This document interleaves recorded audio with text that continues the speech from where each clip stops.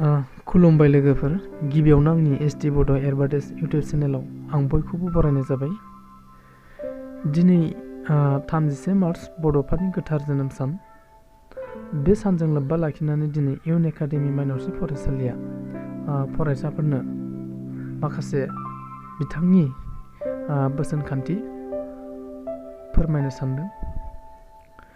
दिनै जों मानसि गेदेरनि माखासे जिउ जारिमिनखौ जोङो बुंनानै फोजोबनो हाया। बेनिखायनो जों बड'फा उपेन्द्रनाथ ब्रह्म बिथांनि जिउ जारिमिनखौबो जों बुंनानै फोजोबनो हाया। दिनै बे समाव बड'फा उपेन्द्रनाथ ब्रह्मनि सोमोन्दैनो जों फंनैसो फोरमायनो सानदों नोंथांमोना जाहाथे खोनासङो। दिनै जोंहा उपेन्द्रनाथ ब्रह्म बिथाङा बर' हारिनि सासे गेदेमा दैदेनगिरिमोन। बर' हारिखौ राव थुनलाइ, हारिमु, रांखान्थि, राजखान्थि गासै बिथिङावनो बिथाङा जौगाखांहोनो नागिरदोंमोन। दा बेबायदि बिथांनि जांख्रिखांनायखौ बड'लेण्डनि सोमावसारनाय होननानै जों मिथिनाय जायो। बिथाङा 1987 मायथाइनिफ्रायनो बियो सोमावसारनायखौबो जागायदोंमोन आरो बे गेदेमा बिथां उपेन्द्रनाथ ब्रह्मआ जोंहा जोबोद दुखुनांथाव। बिथाङा गंसे गोरिब न'खर बेयावसो जोनोम लादोंमोन। बिथांनि जोनोमानो जाहैबाय 1952 मायथाइनि 30 मार्च खालि क'क्राझार जिल्लानि सिङावनो थानाय दतमा हालामनि बरागारि गामियाव बियो जोनोम मोनदोंमोन। बिथांनि बिफानि मुंखौ बुङो रुंसारि मंलाराम ब्रह्म आरो बिमानि मुंखौ बुङो रुंसारि लेबस्रि ब्रह्म।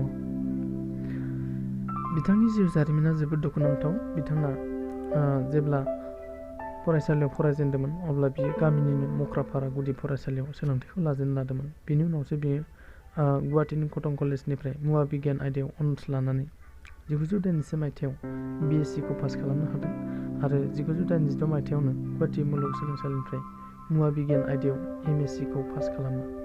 MSc पास खालामखांनानै बियो आरोबाव क'क्राझार कलेजावनो आर्टस लानानै BA फरायबावो आरो पास खालामनो हायो। दा बिथांनि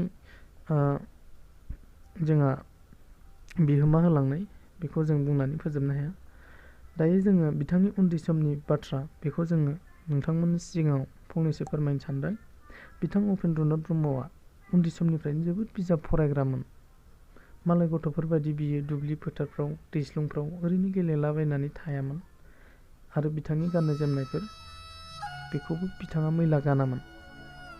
गावनि गानग्राफोरखौबो गावनो सुनानै लायोमोन। फरायसालियावबो आरो बेखौ रावबो थांनो थिनलायनाङामोन आरो फरायनोबो थिनलायनाङामोन। मालायफोरा खारला खारलि गेलेलायोब्ला बियो न' सिङाव सिरि थाखोमानानै बिजाबसो फरायबाय थायोमोन होननानै बुंदों। फारसेथिं मा होनदों, जानाय लोंनाय समावबो बियो जोबोद सांग्रांमोन। ना बेदर जायोब्ला बियो माब्लाबाबो सु आरो हाराफोरखौ जायामोन आरो जेब्लाबो मैला आरो लेथ्रा फाथ्रा मुवाफोरखौ बियो जायामोन। जेब्लाबो जानायनि सिगां आरो आखाइफोरखौ सुनानैसो जायोमोन होननानै बुंदों। फरा बिजाबफ्राव थानाय बोसोनफोरखौबो बियो गोसोआव लायोमोन आरो बोसोनफोरखौ फालिनोबो नाजायोमोन होनना बुंदों। आरो जेब्लायबो साखोन सिखोन थानाय, जानाय लोंनायाव लेथ्रा फाथ्रा जानाङा होननाय बोसोनफोरखौबो बियो जेब्लायबो मानिनानै सोलोंबाय थायोमोन होननानै बुंदों। जोंहा उन्दै समनिफ्रायनो गेदेमा सुबुं जानायनि बिथाङा जोबोद सिमां दङमोन होनना बुंदों आरो गासै रावफोरखौबो बियो उन्दैनिफ्रायनो सोलोंबाय थायोमोन। उनाव मा जालायखो, बियो मेट्रिक पासखौबो सेथि थाखोआव उथ्रिनानै बियो गुवाहाटीनि मुंदांखा कटन कलेजावनो फरायहैबाय आरो बिथाङा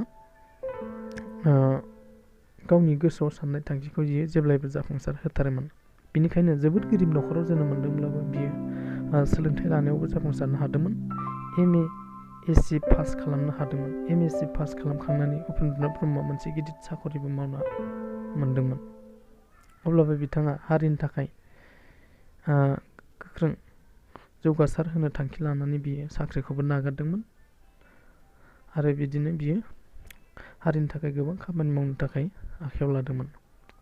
दिनै बिथांनि सोमोन्दै बुंनो नाजायोब्ला जोंहा गोलाव जागोन। बेनिखायनो जोङो बेफोरखौ बिजाबफ्रावबो मोनखायो। बेनिखायनो नोंथांमोनखौ बिजाबाव नायनो थाखाय खावलायनाय जाबाय। गोजोन्थों।